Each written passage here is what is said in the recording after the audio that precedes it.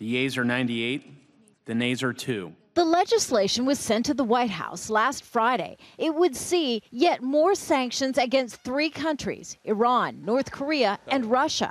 Amidst talk of collusion, it's Russia which stands out from the rest. The legislation would sharply limit Donald Trump's ability to ease penalties against Moscow unilaterally. The White House says the president read drafts of the law before it was passed overwhelmingly by the U.S. Congress. But 10 days later, Trump has still not signed the legislation, a legal requirement. Right now, we're reviewing our options, and when we have something to say on it, we'll let you know.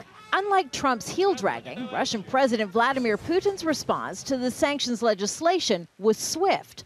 Almost immediately, Putin announced the expulsion of hundreds of American diplomats and the closure of 2 U.S. compounds in Russia. His actions are retaliation for moves made by the Obama administration late last year. Russian diplomats were expelled and Russian-controlled compounds in Maryland and New York State were seized in response to Moscow's alleged interference in the 2016 U.S. election. Visiting the Baltic states, the U.S. vice president said the Trump White House concurs with the conclusion Russia interfered in the presidential vote.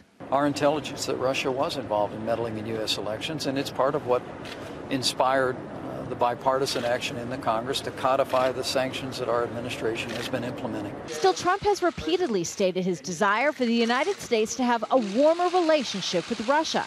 He encouraged a meeting with Putin last month at the G20 summit and may be delaying his required signature for his own political purposes. We have a series of investigations pending here in the United States into the Trump campaign's relationship with the Russian government.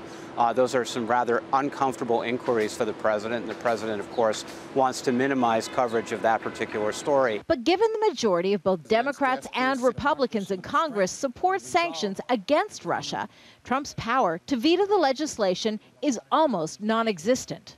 The president has 10 days, excluding Sundays, from when he receives the legislation to sign it. And the clock is ticking. But as each day passes, suspicion grows about the U.S. president's motives. Kimberly Halkett, Al Jazeera, Washington.